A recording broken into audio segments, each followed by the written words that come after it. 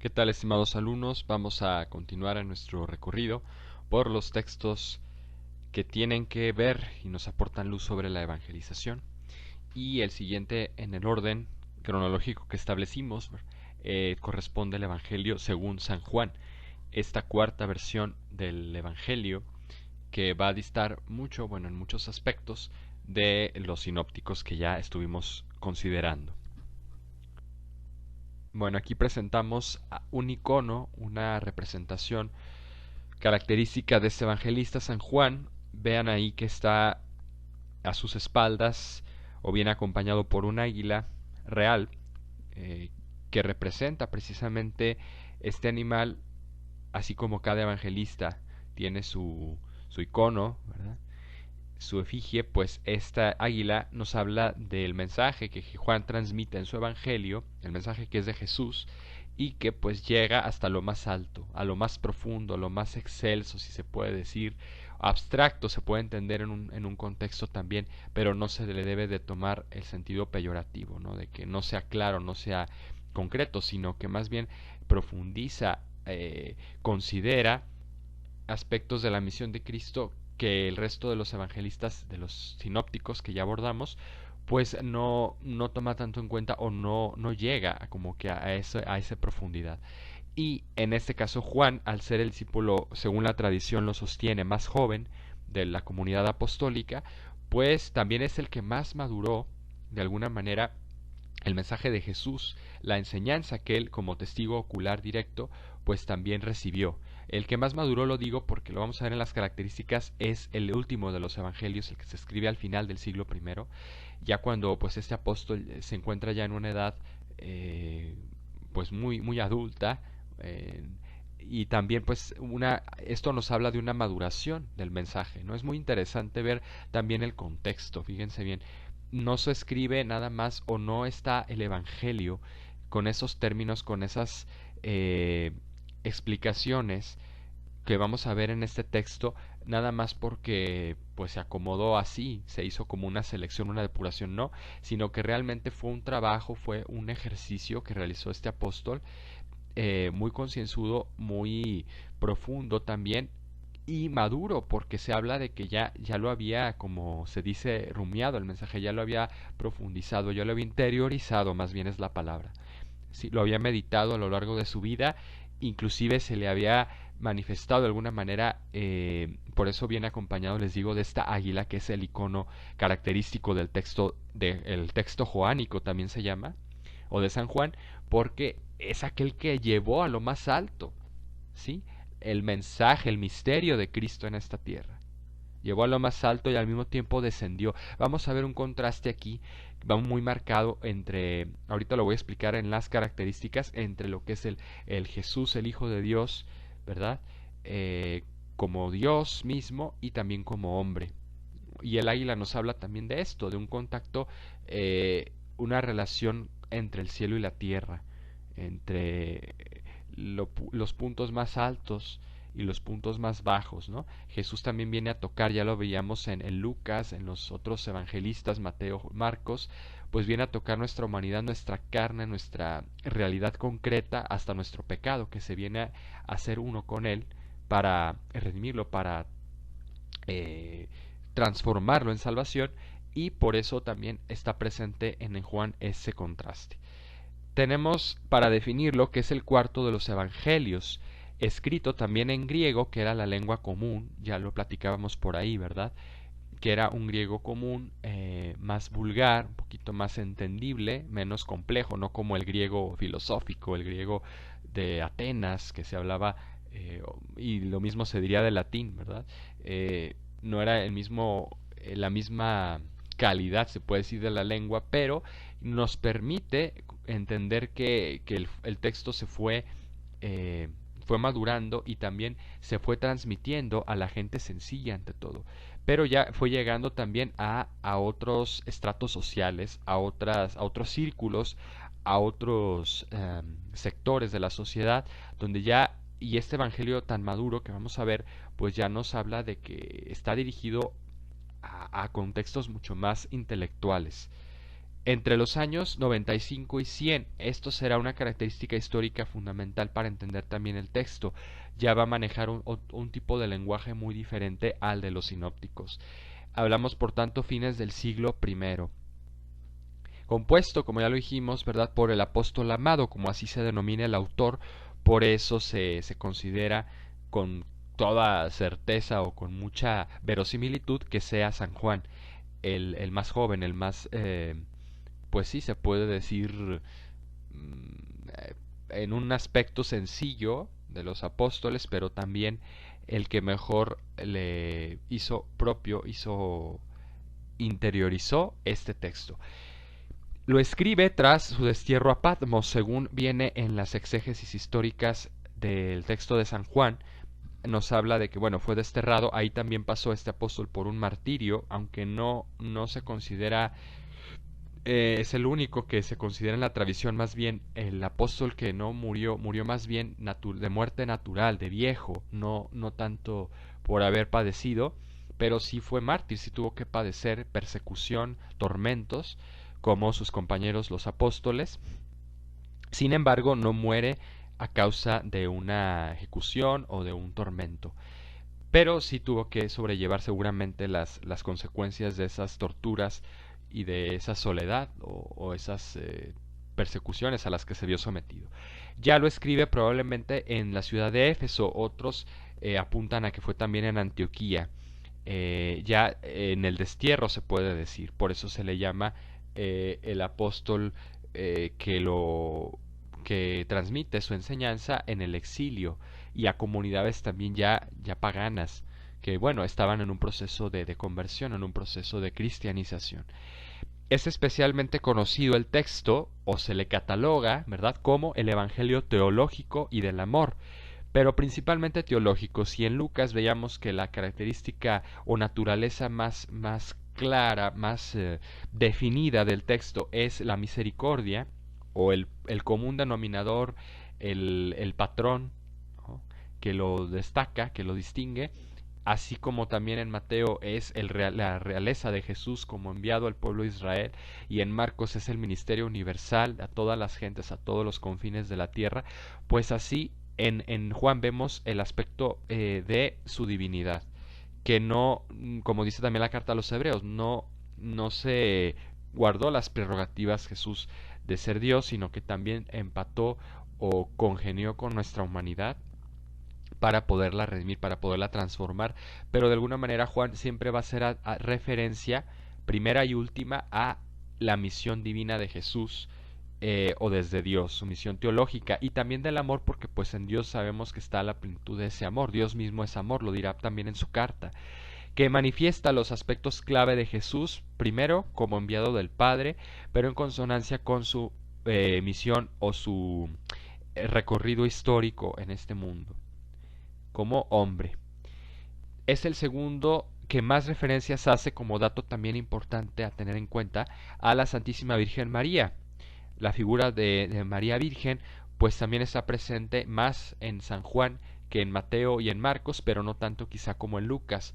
Sin embargo, no considera a la Santísima Virgen María desde sus inicios, al recibir la misión de ser la Madre de Dios, ¿verdad?, en lo que se conoce el apartado de la infancia de Jesús, sino ya en la vida adulta del Señor. Tenemos dos pasajes clave, emblemáticos, que veremos. Uno es en las bodas de Caná, un papel decisivo que juega ahí la Santísima Virgen, y así lo destaca el autor, y también al final en el capítulo 20 de la Pasión, cuando está al pie de la cruz, y de ahí se toma la tradición cristiana litúrgica y milenaria, pues también muchos signos, muchos elementos para honrar a la Santísima Virgen María o pedir su intercesión. Entonces lo veremos, pero tener en cuenta que también en el texto apocalíptico, para que no se me pase decirlo, está presente esa imagen, esa referencia a María Santísima. Complementa, por tanto, los textos sinópticos aportando una dimensión más trascendente. Los textos sinópticos de Mateo, Marcos, Lucas, ¿verdad?, que son mantienen una relación, una semejanza muy afín en la relatoría de los pasajes, con sus matices clave, por supuesto, de cada uno específicos, pero Juan, ¿qué le viene a aportar? Una dimensión más trascendente, o sea, como más allá del contexto judio-cristiano o judío, bueno, por hablar, que todavía estaba en fase, ¿verdad? En una transición, del contexto también pagano, sino que habla ya de aspectos, como ya decía, de naturaleza más eh, teológica, más sobrenatural, si se puede decir, que el resto de los evangelios, que son como un tanto más concretos en lo que se refiere al contexto que vive Jesús como hombre histórico, ¿no? Y ya lo veíamos en Lucas, que es el más descriptivo de los evangelistas en cuanto a los rasgos del contexto, de la ubicación y los datos que nos aporta. Y en este caso Juan va a ser aquel que más enriquezca el mensaje, el misterio de Cristo en este mundo a partir de su misión como enviado del Padre. Bueno, creo que aquí ya queda bastante explícito y denotado o redundado la situación, ¿verdad? Aquí tenemos otra ilustración que, bueno, de las muchas que podemos encontrar en nuestra galería o iconografía, puede parecer una ilustración un tanto fuera de lugar, no apropiada o anacrónica, ¿verdad? Fuera del tiempo. No congruente. ¿Por qué? Porque el evangelista, según lo que veníamos platicando anteriormente, pues según la tradición nos sostiene, se dedicó a escribir sus testimonios, todo lo que había recopilado, toda su experiencia, toda su vivencia con Jesucristo, de su evangelio y su mensaje y su ministerio, los últimos años de vida. Por tanto, no es propio que pues de jovencito, como viene ahí en la ilustración, ¿verdad? Pues sacara el lápiz, el papel y se pusiera a escribir o estuviera haciendo como borradores, ¿verdad? De la historia, de lo que iba viviendo. No, esto ya fue vivencias, meditaciones muy profundas y muy maduradas, ¿sí? De lo que fueron sus primeros años en el seguimiento, en el discipulado. Pero sin embargo, pues es interesante la naturaleza del texto porque Juan se considera todavía como ese muchacho, ¿verdad? Ese niño o ese joven que se sentía especialmente en esa sintonía con Jesús, en ese contacto o ese entendimiento como de un discípulo que aprende de su maestro, por eso se llama así, discípulo predilecto o amado. Vamos a entender, a considerar la estructura, ¿sí? En un esquema que vamos a presentar para poder entender los rasgos, los elementos clave, característicos de este texto y cómo nos va a denotar precisamente, cómo nos va a manifestar la riqueza, la profundidad insondable de este misterio de Jesús en clave teológica como enviado del Padre, que viene de Dios y a Dios vuelve. Primera parte nos presenta el autor a modo de prólogo. ¿Qué quiere decir el prólogo, verdad? Antes del discurso, eso literalmente de la etimología griega, o sea, nos viene a presentar una especie de preliminar de consideración inicial de lo que va a consistir todo su relato o toda la línea o el hilo conductor de su texto. Se compone este primer apartado, que es el prólogo, de dos partes a su vez. En la primera presenta a Jesús desde el plano divino. Eso es muy importante destacarlo porque va a ser el elemento clave, ¿verdad? Como ya dijimos, al ser catalogado como teológico. Y en el aspecto, en el concepto de logos. Logos es la palabra griega que tiene muchas acepciones en su significado. Puede ser palabra, puede ser razón, puede ser causa, puede ser, en fin, tiene, como ya decía, diversas acepciones. Pero quizá la que más en las traducciones ya al español se maneja, ¿verdad? Es la de palabra. Pero la palabra de Dios como la transmisión del mensaje de Dios, ¿no? Directamente, que es Cristo. Por eso, si recuerdan, cuando en la introducción mencionábamos en qué consiste evangelización, es literalmente la buena nueva de Dios, pero en Cristo, que es su palabra. ¿Sí? Esto hay que tenerlo muy en cuenta, alumnos. ¿Por qué? Porque la palabra de Dios se ha comunicado, como lo dice también otro texto, de diversas maneras y de muchas formas, ¿verdad? Habló Dios a nuestros padres por boca de los profetas. Ahora en estos tiempos nos habla por medio de su Hijo. Entonces, en Cristo está por excelencia, o no está, sino es la palabra de Dios por antonomasia, por origen, por naturaleza misma. Entonces, ¿qué denota que sea palabra? Que constituye también la razón, como dice ahí, y causa el sentido, el principio, por eso es el alfa y el omega, como lo mencionará también en el texto apocalíptico el autor, el principio, causa ejemplar. La causa ejemplar en filosofía se entiende como aquella intención, aquel motivo por el que se hace algo, por el que se realiza una cosa. En este caso, quiere decir que es la causa, razón ejemplar o motivo, ¿verdad? También formal y final, o sea, también lo que lo lleva a ser el culmen, la plenitud, ¿verdad? El sentido pleno y total de todo cuanto ha sido creado, dice aquí, o sea, de toda la creación. Es aquello que nos presenta el autor en ese primer apartado del prólogo, ¿sí? Habla de la palabra, ¿verdad? En un principio la palabra estaba en Dios y la palabra era Dios, lo va narrando, ¿no? En arge enjologos, kaijologos eis prostonseon, así lo dice el texto griego que yo tuve la oportunidad también de estudiar, muy bonito. Ojalá ustedes también se puedan acercar al texto original, porque nos va hablando de esos conceptos clave que pues etimológicos, que habla del arjé del principio, habla de logos, ¿no? Habla de Dios, de que era parte de Dios, estaba junto a Dios en calidad de hijo, precisamente engendrado, no creado, pero que Dios crea todo a partir de la imagen, de la semejanza con su hijo, y quiere que todo sea originado, que todo tenga sentido, valor y significado a partir de su hijo, y que todo vuelva a él de alguna manera. En la segunda parte considera el plano histórico de Jesús ya en calidad de hombre, ¿verdad? Que entra en nuestro espacio, en nuestro tiempo, pero sin dejar, como ya decíamos, de hacer referencias a su carácter, a su condición divina. Eso será una constante, por eso se puede englobar este texto en esa categoría de teológico. Y es presentado primero por Juan el Bautista, habla de Juan el Bautista como ese enviado, ese precursor, ¿verdad? Que no era la luz, lo dice Juan, la luz estaba en la palabra, era Dios, era el Logos, viene a este mundo, y Juan era aquel que daba testimonio de la luz. Lo va describiendo con esas características, con esas dimensiones de una misión teológica.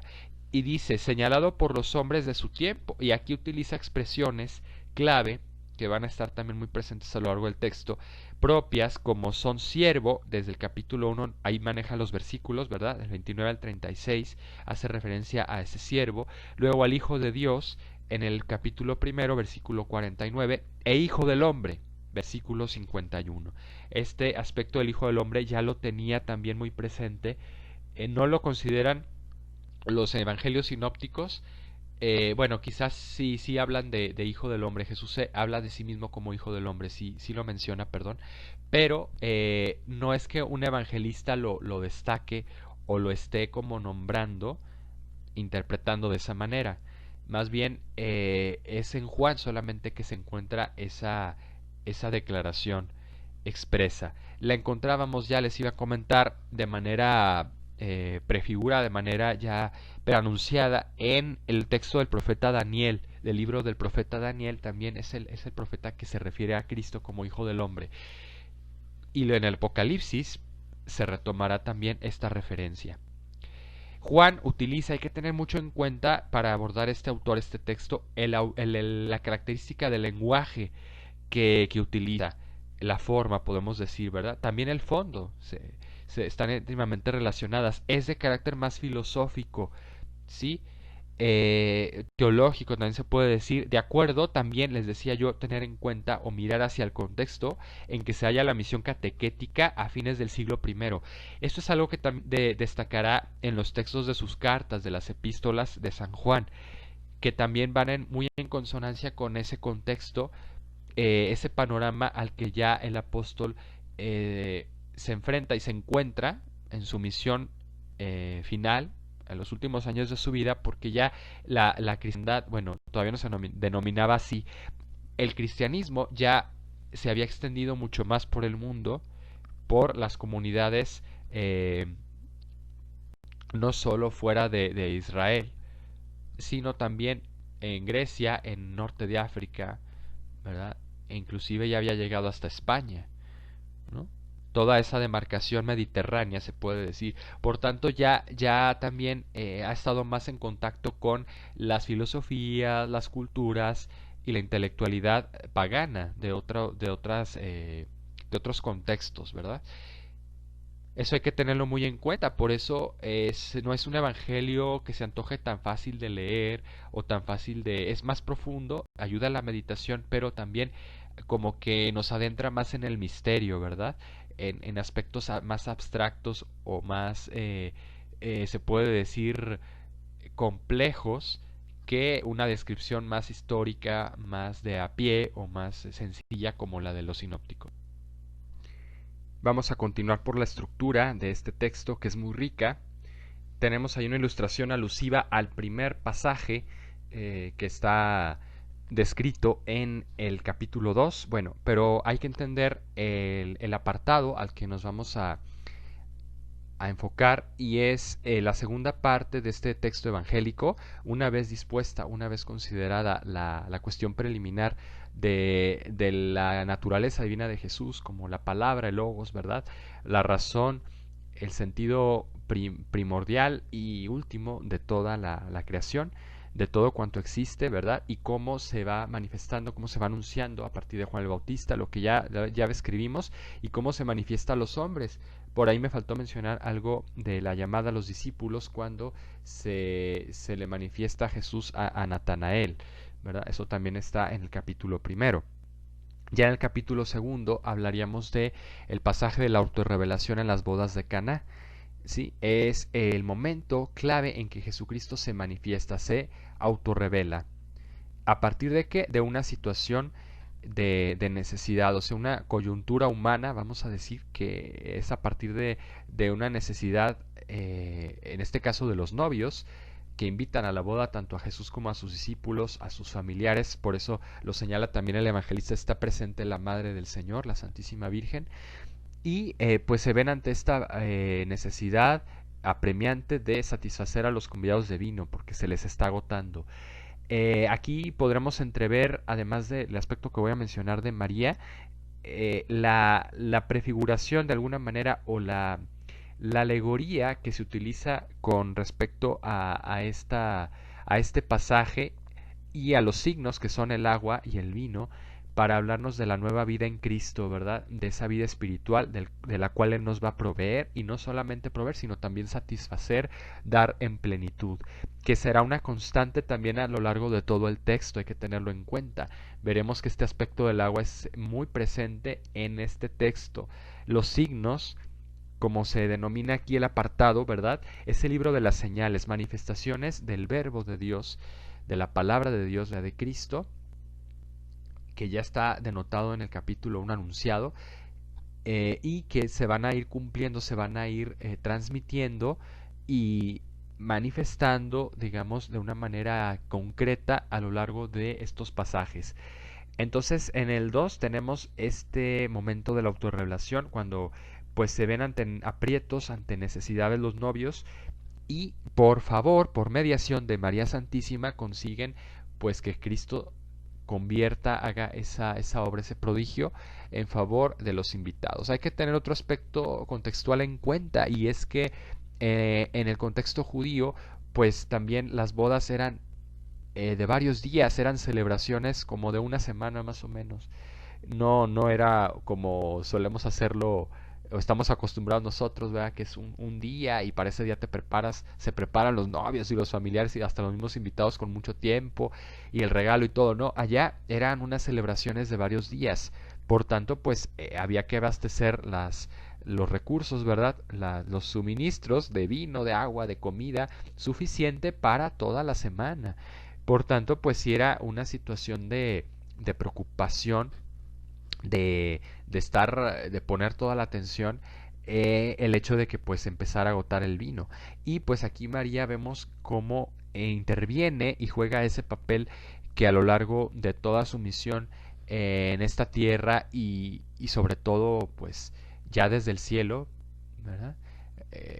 Va a conllevar para la Santísima Virgen María el hecho de ser mediadora, intercesora en favor de nuestra salvación. Por favor, entendamos o advirtamos estos elementos que pueden hablarnos mucho más para nuestra meditación también del texto, y son el agua, el vino. aspectos que de una manera superficial se podrían considerar como materiales, ¿verdad?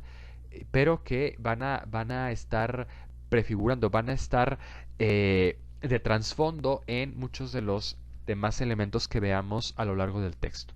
Tenemos luego un capítulo tercero donde Jesús y Nicodemo entablan un diálogo, así se le considera el grueso, vamos a decir, la mayor parte de este texto, porque es, claro que me salté una parte anterior cuando Jesucristo expulsa a los vendedores del templo en el capítulo 2, ¿verdad?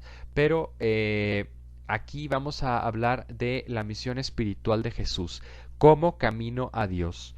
Es fundamentalmente como se nos viene a manifestar la segunda de las señales que Jesús realizará en esta tierra, en su ministerio público, para manifestarse y para hacernos eh, del nuestro conocimiento su palabra, su testimonio. Entonces, como camino a Dios, ¿por qué? Porque llega Nicodemo, se le presenta a Jesús, acude a él de noche y entonces es cuando Jesús le hace saber que pues no es solamente un maestro muy preparado, como le dice Nicodemo, sabemos que has venido como maestro, sino también de parte de Dios. Nicodemo puede advertir en Jesús algo más que un profeta, algo más que una persona pues cualificada para enseñar, para predicar, como que ya le va moviendo un poquito más a su sensibilidad y a su inteligencia la figura y la autoridad de Jesús. Y es aquí cuando Jesús le manifiesta o le pone delante un horizonte más allá de los parámetros humanos, de la ley o de las tradiciones. Dice que pues a Dios se le va a adorar en espíritu y en verdad y que hay que nacer de nuevo. Entonces esto para Nicodemo supone un shock, un cambio como de paradigma o de un enigma también, un interrogante porque no logra ir más allá de sus esquemas, ¿verdad? Por tanto, aquí Jesús va a empezar a introducirnos esta dimensión nueva en él, que va a cobrar la misma vivencia de la vida, de la espiritualidad, de la religión. Luego viene el pasaje, voy a tratar de destacar nada más lo más importante para conllevar y abarcar todos los elementos que hay en juego en el texto de una manera ordenada y gradual. Tenemos el pasaje de la Samaritana, donde de nuevo, por eso les decía, hacer énfasis, consideración oportuna en los signos que va a haber desde el capítulo 2, que es el de las bodas de Cana, luego en el 3 está Nicodemo, las señales también del agua y del espíritu está presente. Vemos entonces ese elemento natural para hablar de una situación espiritual, ¿no? Como una prefiguración o como un elemento ilustrativo. Luego en el pasaje de la Samaritana, en que además Jesús rompe esquemas y nos habla de ese,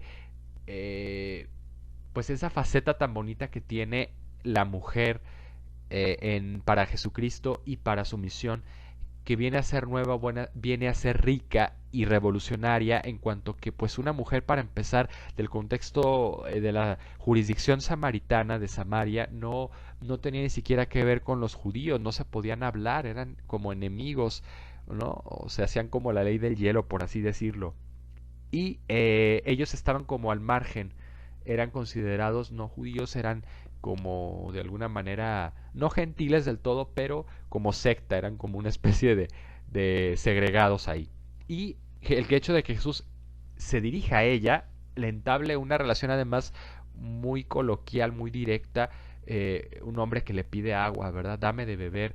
Y va empezando a establecer Jesús una relación con este pueblo marginado, pero de ahí nos habla también de cómo Jesús rompe esquemas, cómo Jesús quiere sacudir y abrir esas estructuras también que había políticas o esos estigmas culturales o sociales y fronteras que también ya estaban establecidas para abrirse nuevos caminos y que todos sepan que es un ministerio universal, que, así como lo refiere Marcos, ¿verdad? Pero de una manera más viva quizá o más audaz y radical lo hace en este pasaje de la Samaritana, ¿se fijan? Porque le habla de el agua viva que es él, del agua de la cual beberá y nunca más volverá a tener sed. Y luego le viene a la mujer iluminando en su propia vida, sus propias circunstancias, le viene a hacer como que se dé cuenta de que pues no vive con felicidad, no vive en plenitud su vida, se engaña a sí misma porque tiene varios maridos o ha tenido varios, y entonces tiene una satisfacción espiritual, ¿sí? Al un principio Cristo le viene a manifestar como hombre, como pues un sujeto, ¿verdad?, que entabla este diálogo, una sed de tipo física, y después le viene a hacer ver su necesidad espiritual. Entonces Jesús aquí se nos manifiesta como fuente de agua viva, como ese pozo insondable que es capaz de satisfacernos y de darnos plenitud. Luego tenemos pasajes diversos de las curaciones, como un paralítico, ¿verdad? Y aquí se nos manifiesta otro signo clarividente del Señor, que es Cristo, eh, como fuente de la salud. Todas estas manifestaciones, todas estas eh, señales o signos vienen a poner como en plenitud, vienen a poner como en esa sintonía el que Jesús venga a ser la razón, causa, fin y principio también, primero y último de toda nuestra vida, de toda nuestra realidad. Luego el discurso eucarístico muy bello, que lo encontramos ya en el capítulo sexto. Prácticamente todo este capítulo abarca la dimensión eucarística, que primero inicia con una multiplicación, la multiplicación de los panes, ¿verdad? Y luego ya Jesús viene a decir que no es solamente, Él no viene solamente a satisfacer nuestra hambre natural, nuestra hambre física, ¿verdad? Porque pues al ver el signo de la multiplicación, pues muchos lo quieren ya proclamar rey, ¿verdad? Declarar oficialmente, abiertamente, y Jesús se retira, dice el evangelista, se esconde o se retira para evitar pues ser tomado por algo que no es, por un Mesías terrenal o material. Y les viene después dar esa enseñanza del pan de vida, ¿no?, de cómo Cristo viene a saciar nuestra hambre, y que ya está prefigurado esta dimensión de Cristo, o este signo, esta señal en el maná del Éxodo, ¿verdad? Del libro del Éxodo, cuando se nos habla de esa comida que Dios ofrece, que Dios provee al pueblo elegido en su camino, en su peregrinar por el destierro hacia la tierra prometida. Y es como también Cristo viene a satisfacernos en nuestras necesidades, en nuestras vicisitudes humanas, para encontrar un camino seguro de vida y un puerto seguro de llegada. También hablando del discurso del pan de vida, pues vemos esa contradicción o ese choque que supone para los oyentes, para sus interlocutores, ¿no? El hecho de que cómo te podemos comer, que también lo presenta el evangelista. Es un evangelio que también va a presentar los contrastes, que va a hablar de ese choque, y conforme vaya avanzando todavía más, ya en esos pasajes siguientes donde se nos manifiesta el signo de Cristo como fuente de la libertad, una libertad también de tipo espiritual que está prefigurada en el agua. Vuelve a hablar el capítulo 7 de los ríos de agua viva, ¿verdad? El que venga a mí, de él brotarán fuentes de agua viva. Y luego viene otros pasajes por ahí, donde Jesús está en Jerusalén, es la festividad de las tiendas, etcétera, y ya va hablando todavía en un lenguaje más contundente, más específico. La luz del mundo. Bueno, antes está el capítulo de la pecadora que van a apedrear, ¿verdad?, de la adúltera, y aquí también Jesús se devela como ese garante y ese principio del perdón que libera también, pero que no solamente es un perdón otorgado por misericordia, sino que también nosotros nos debemos hacer acreedores de ese perdón y perdonar a los demás, no juzgarlos. Por eso les impreca, ¿verdad?, a los fariseos, que aquel que esté libre de pecado tire la primera piedra. Aquí hay un mensaje con un trasfondo de misericordia, pero que va a hablar finalmente, o va a apuntar hacia la libertad que Jesús nos viene a traer, y cómo Él no viene a condenarnos, sino viene a darnos la mano para que nos abandonemos a Él, para que lo tengamos presente a Él, y a partir de la fuerza de ese encuentro con Él podamos dejar a un lado nuestro pecado, nuestras estructuras que nos atan nuestros apegos, ¿verdad? Como en el caso de esta mujer pecadora. Luego la luz del mundo, donde se presenta ese pasaje muy ilustrativo también del ciego de nacimiento, y es muy rico también porque aquí Jesús empieza a ir más allá, a manifestar otro horizonte de su misión para aquellos que quizás se creen, lo dice con palabras textuales, que ven y que están ciegos, ¿no? En su interior, en su espíritu, que son los escribas, los sabios, los muy letrados, que lo empiezan a confrontar y le dicen, pues es que nosotros también estamos ciegos. En fin, si ustedes se van a esos pasajes, no es que me vaya a detener tanto en la descripción, podemos encontrar mucha luz al respecto precisamente de Cristo, luz del mundo, cómo es una dimensión espiritual. Utiliza los signos, así como nosotros también, si realizamos pues la catequesis, ¿verdad? La formación a nuestros catequizandos en sacramentos, etcétera, conocemos que hay una materia del sacramento que es un signo visible de la gracia, ¿no? A través del cual se realiza, y una forma también. Pues aquí la materia, la criatura, el aspecto como criatural va a estar en juego para que Jesús pueda, a través de esos signos, que nosotros entendamos como en un sentido parabólico, así como los sinópticos emplean las parábolas, nosotros a través de estos signos del agua, de la luz, ¿verdad? Del pan, poder entender qué quiere ser Jesucristo para nosotros, qué viene a hacer. Por tanto, este evangelio no es que de alguna manera, dicho con palabras coloquiales, aplaste a los demás, sino que pues trasciende con estos elementos a un mensaje más profundo, un mensaje más rico y más espiritual en la misión y el misterio de Cristo. Luego tenemos ese pasaje tan bello en el capítulo 10 ya. Los anteriores fueron el 8, desde el 7, el 8 y el 9, con el ciego de nacimiento, y luego el 10, donde hace ese discurso de su pastoreo, de cómo Él viene a llevarnos hacia los pastos seguros en calidad de buen pastor, de buen guía, líder de nuestra vida. Luego en el capítulo 11 ya se da el momento, también un parteaguas importante, que concluirá también o llevará a fin este apartado, y es la resurrección y la vida. Cristo no solamente viene a ser nuestro pan, nuestro alimento, nuestra luz, nuestra agua, ¿verdad? Todo lo que necesitamos, nuestro soporte, nuestro sustento espiritual, sino también esa resurrección, esa trascendencia después de la muerte, esa superación de las barreras que han propiciado el pecado, esas estructuras del pecado, que son la enfermedad, la muerte, la corrupción. Él las viene a trastocar, Él las viene a elevar. Y por eso resucita a Lázaro. Y lo dice a sabiendas el Señor, esa enfermedad que tiene cuando le anuncian, le mandan un recado, ¿verdad? De Marta y María a varios días de distancia.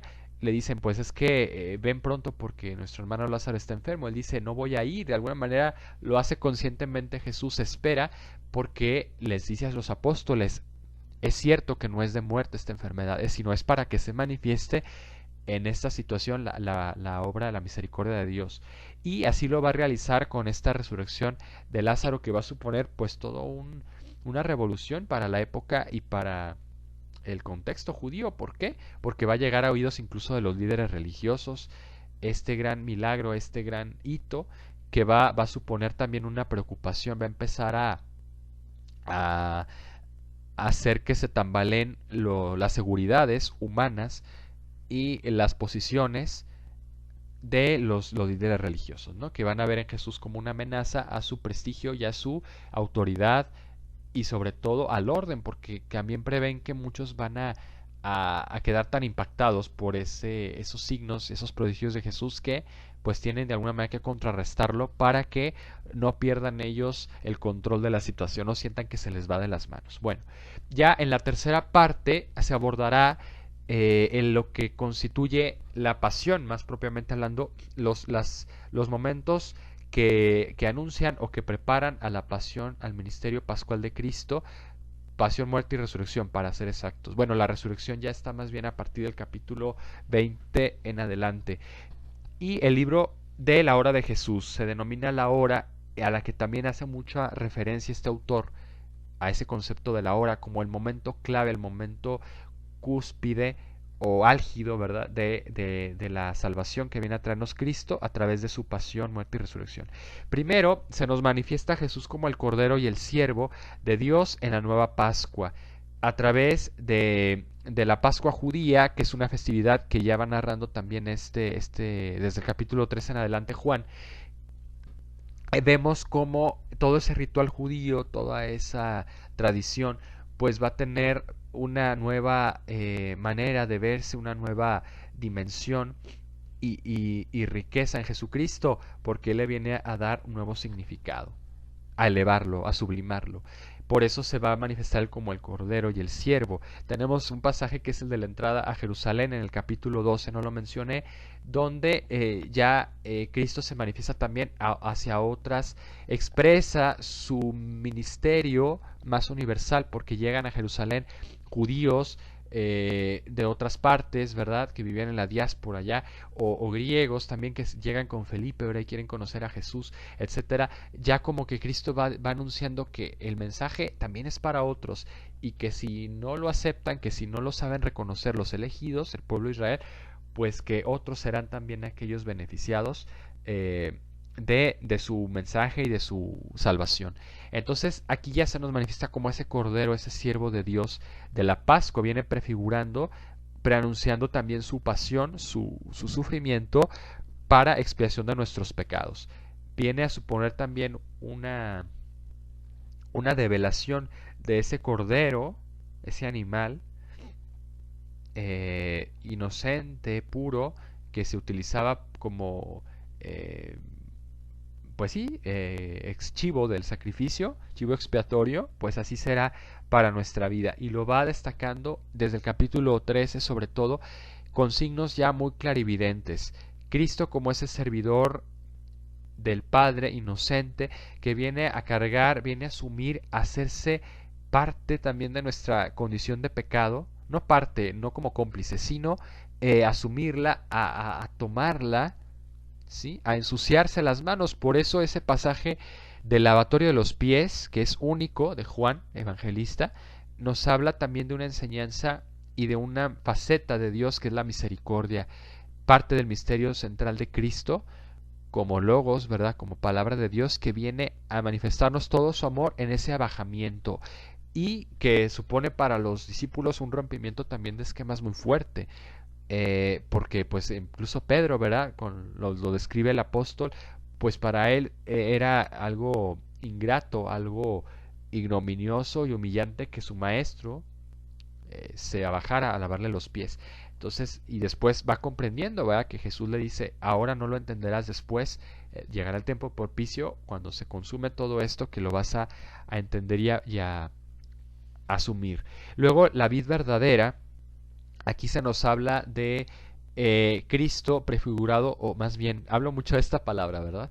Como con la ilustración de la vid y los sarmientos, Jesús nos habla de ese llamamiento que tenemos a la comunión con Él, a vivir enraizados literalmente en Él, bien afianzados y firmes en su amor y en Él para que podamos dar fruto, para que podamos tener consistencia como cristianos, como sus seguidores y logremos perseverar también en las dificultades. Aquí ya les va anunciando de una manera muy contundente pues a lo que se van a enfrentar, a lo que él mismo va a padecer y cómo para ellos también va a ser un motivo de escándalo, un motivo de temor, pero que tengan fe, también lo dice por ahí en este capítulo 15, ¿verdad? Ánimo, en el mundo tendrán tribulación, pero yo he vencido al mundo. O sea, si están bien afirmados, bien afianzados en mí, lograrán dar frutos a pesar de los sufrimientos, a pesar de las persecuciones, porque también, pues, él tendrá que ser como el grano de trigo, ¿verdad? Que cae en la tierra y muere, tendrá que ser pisoteado,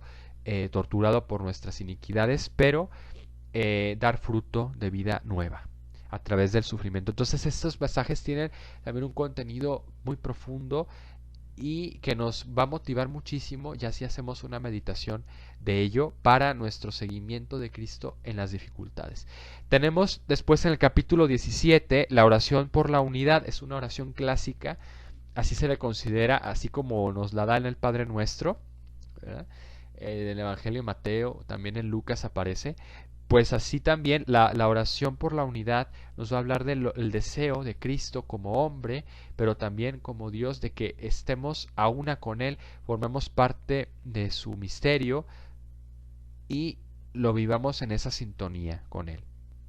que todos seamos uno, dice, todos aquellos que me sigan, todos aquellos, le pide al Padre, que vivan en mi nombre, ¿verdad? Que sean mis seguidores, mis discípulos, que den testimonio de mí, que también vivan unidos estrechamente en esa sintonía del amor. Bueno, luego la pasión muerte del Hijo de Dios. En estos pasajes, lo propio de Juan es describir de alguna manera y hacer un poquito más de hincapié de, si se puede, focalización en el rechazo que va a haber por parte del pueblo judío, de la jerarquía de Israel, ¿verdad? De los sumos sacerdotes, hacia Cristo, hacia su mensaje y hacia su ser Hijo de Dios. Por eso lo destaco aquí, pasión y muerte del Hijo de Dios. ¿Por qué? Porque es aquí cuando Cristo, de una manera todavía muy reiterativa, muy pues audaz, va a manejarse, va a conducirse como ese enviado del Padre. Tan es así que Caifás, pues al preguntarle, dinos si eres el Hijo de Dios, se va a rasgar las vestiduras porque tal va a ser la fuerza, la contundencia de Jesús, que pues va a sonar como escandaloso a sus oídos. ¿Por qué? Porque ellos no se esperaban que, primero, que Jesús realizara esos signos, les causaba conflicto, porque en algunos pasajes también denotan que pues no puede venir ningún profeta de Galilea, lo dice ya con Nicodemo, ¿verdad? Fuera de Jerusalén, y luego también el hecho de que pues Jesús se le conozca como el carpintero, el hijo de José, de donde viene, etcétera, y que se conduzca, viva como un hombre, pues no, para ellos chocaba, tenía que venir en calidad de libertador, de Mesías poderoso, con una autoridad política, militar ante todo, no tanto moral. Y porque ellos eran los que ostentaban ese cargo y esa autoridad moral, pues Jesús viene a socavar, viene a poner como que en entredicho toda su posición, ¿no? Y por eso vemos ese rechazo tan marcado. Habla Juan de que conocía también él mismo al sumo sacerdote, el discípulo, dice, era conocido el sumo sacerdote, por eso le permiten entrar al recinto, le permiten entrar al palacio, y Juan pudo seguramente ser testigo también de ese juicio inicuo contra el Señor. La hora de la verdad va llegando, ¿por qué? Porque es la hora en que se va a manifestar en plenitud el Hijo de Dios. Y Juan nos da signos clarividentes en las revelaciones y en las palabras de Jesús. Es el evangelista que relata más y de la manera más fuerte, gráfica, los sentimientos de Cristo en la pasión. Por eso está recogido en su texto también las 7 palabras de Jesús, ¿no? También hay otros pasajes en los sinópticos donde Cristo pues habla, ¿verdad? Pero quizá en este apartado de la pasión vemos a Jesucristo manifestándose también con toda radicalidad a Pilato, a un pagano, ¿verdad? Como la verdad. Por eso se denomina la hora de la verdad. Porque Cristo se manifiesta como Hijo de Dios, enviado del Padre. Así se lo hace ver a las autoridades y a las autoridades primero judías, religiosas, y luego a la autoridad pagana imperial, que es Pilato, el procurador, y cómo él viene también a iluminar con una verdad que trasciende esquemas, fronteras, ¿no? Y que de alguna manera debe ser tomada en cuenta. No es que se la imponga, no es que sí, se la imponga a Pilato, sino que la abre como una posibilidad para que él logre ver más allá de sus temores, logre ver más allá de sus seguridades humanas que están en llevar un control, ¿verdad? En tener un pueblo bien dominado, bien subyugado, porque si no, pues teme porque César le pueda llamar la atención, el emperador, o pueda perder autoridad. Él se sabía también, pues en medio de un jaque, porque pues si condenaba a Jesús, pues se le iba a venir encima los seguidores. Es lo que él se plantea como disyuntiva. O si bien no condenaba a Jesús, pues estaban ahí los pueblos, perdón, los judíos asusados por las autoridades, y los mismos religiosos, los sacerdotes, pues iban a tomar medidas. Entonces Cristo también viene a poner aquí a Pilato en un predicamento, en una disyuntiva de decir, tú también puedes de alguna manera aceptar mi salvación, abrirte a una verdad que a lo mejor no conoces, pero que puedes llegar a conocer, ¿sí? Que está en mí. Yo no soy un rey mortal, yo no soy un rey político, o tengo una misión. Por eso dice, yo para eso he venido a este mundo, mi reino no es de aquí, yo he venido para testimonio de la verdad, una verdad que ilumine, que dé plenitud al hombre. Bueno, podríamos hacer muchas más descripciones, creo que ya abundé demasiado, ya el tiempo se nos va de las manos, pero con esta consideración vamos a quedarnos para que ustedes ahora en su actividad de aprendizaje vayan a analizar un pasaje. La voy a decir de una vez. Ustedes van a elegir un pasaje para comentar, pero en el clave de que de poder resaltar cómo en este pasaje se manifiesta el signo de Cristo, ya sea en alguna de las descripciones, en alguna de las señales que tenemos allá arriba, o de estas últimas que vienen en el apartado tercero de la pasión. Elijan la que ustedes quieran, pero siempre volviendo como al meollo del asunto, a destacar la naturaleza, el aspecto propio de Cristo como enviado de Dios, como logos, como razón, palabra, y en alguna de sus manifestaciones, de sus revelaciones que ya hemos estado describiendo. Eso es lo que van a tener que hacer ustedes, describir a partir de un pasaje, justificar, ¿sí? Y destacar cómo se va Cristo manifestando, cómo se va expresando en esa dimensión propia. Bueno, ya por último hablaría del apéndice. Hay que tomarlo en cuenta, no pasarlo por alto. En el capítulo 21, ya después de la resurrección, se da a conocer Jesús a los apóstoles, y hay un pasaje clave, único y específico, que es el del cuando van al lago de Tiberíades, ¿verdad? Y se van a pescar junto con Pedro, como que están ya motivados, pero como que vuelvan a la vida normal también. Los apóstoles, después de haberse encontrado con un Jesús resucitado, triunfador, vencedor de la muerte, pero como que todavía necesitan una confirmación en la fe, porque sienten que tienen que volver a la rutina y como que les falta un nuevo brío, les falta una actitud de esperanza. Y es así que Jesús se les manifiesta a la orilla, les da las instrucciones de dónde echar la red, y Juan lo advierte como es el Señor, entonces va y Pedro lo sigue, ¿verdad? Más bien, Pedro es aquel que estaba desnudo y se pone la toalla y se va, y luego llegan los demás apóstoles y ya le dan de comer un trozo de pescado asado, él lo toma, y es cuando Jesús les habla de su misión, de cómo todo tenía que cumplirse desde lo que estaba presagiado en las escrituras, en él, como que les dice, a ver, abran bien los ojos, dense cuenta que de aquí en adelante yo voy a estar con ustedes, yo voy a ser su sostén, yo voy a ser su referencia, y no pierdan la esperanza, porque yo he venido a cumplir, ya les he dado muestras de que he cumplido todo lo que se ha venido anunciando en el Antiguo Testamento, y que bueno, vemos ahí también la necesidad de confirmar en la fe a Pedro en su ministerio, ¿verdad? La pregunta que le hace 3 veces de si me amas, y luego pastorea mis ovejas, en fin, son contenidos propios de Juan que tenemos que tomar muy en cuenta, identificarlos para poder de ahí extraer a nuestro aprendizaje y a nuestra labor evangelizadora catequética, pues esa dimensión propia de Cristo como aquel que está a la base, está en la base más bien, y como nuestro principio y nuestro fin de nuestra vida. Y lo dice hasta el final en cuanto a esa confirmación de fe a Pedro. No es que Pedro se valga por sí solo, le dice bien Jesús, otro te llevará y te ceñirá, y más bien te ceñirá y te llevará donde no quieras.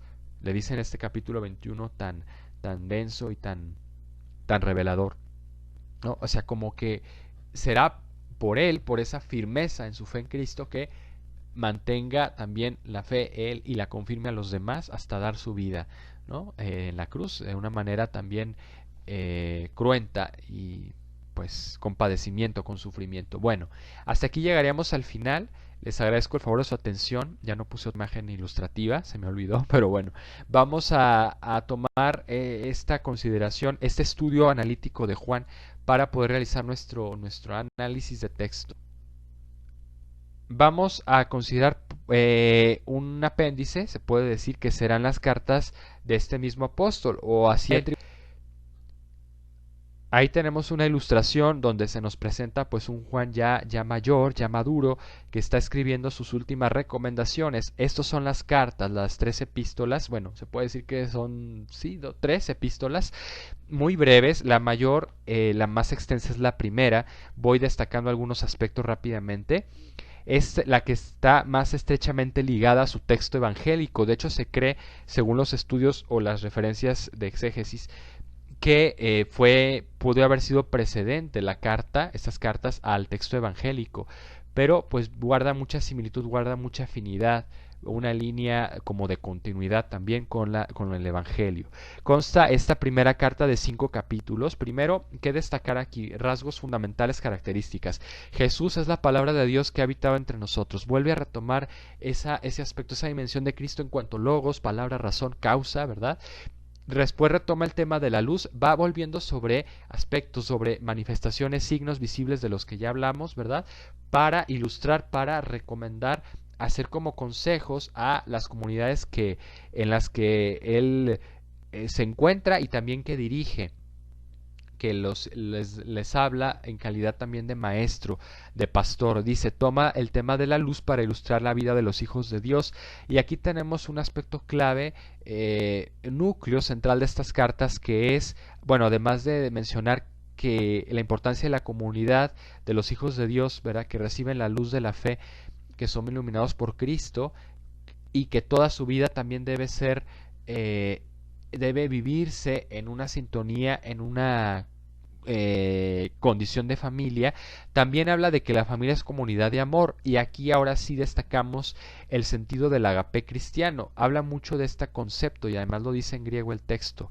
Agape significa un amor. ¿De qué tipo? Es una faceta del amor más puro, del amor desinteresado e incondicional de los hijos de Dios, que ya no buscan solamente un placer, una utilidad en una relación, ¿verdad?, o en la comunidad, el servir a otros porque también me sirven, o el hacer amistades.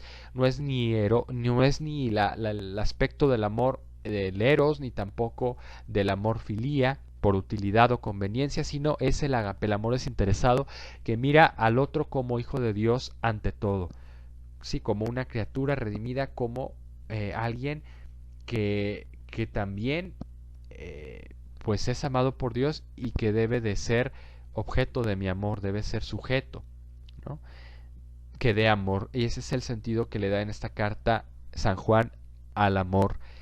Lo destaca de esta manera el agape, la palabra, la terminología en griego que explica mejor, que denota el amor en toda la extensión de la palabra, como Jesús nos ha amado.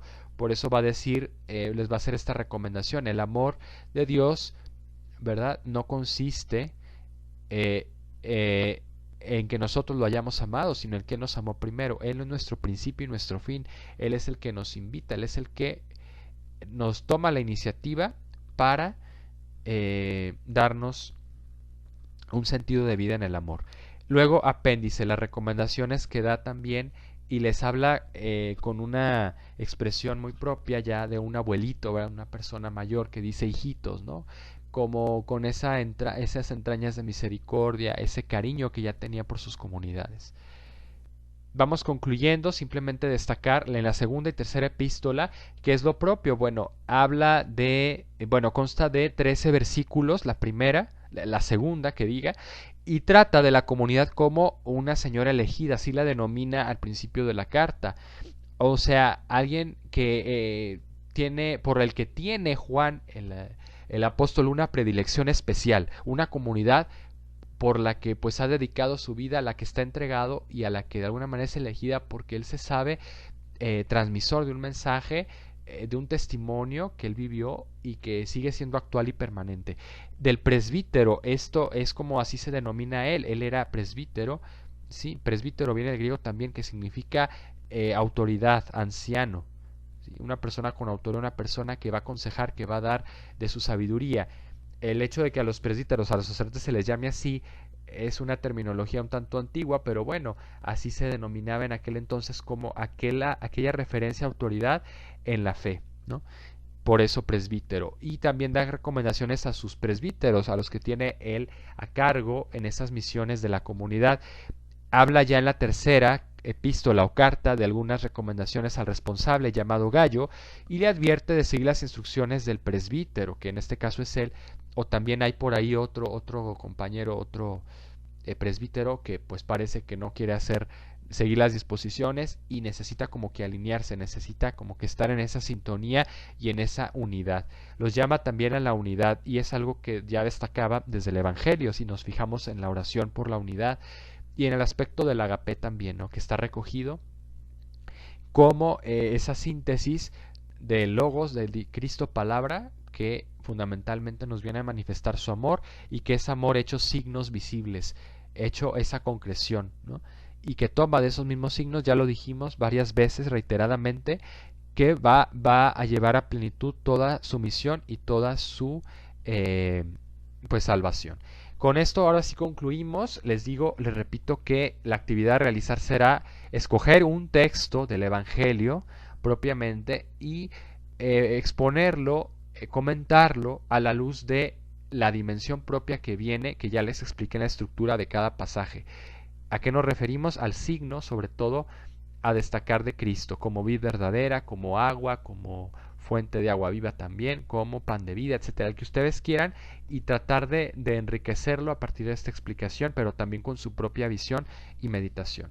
Les agradezco y bueno, estamos al pendiente para atender dudas, preguntas, así como hacer una revisión valorativa en nuestra sesión semanal de Zoom. Que tengan muy buen día.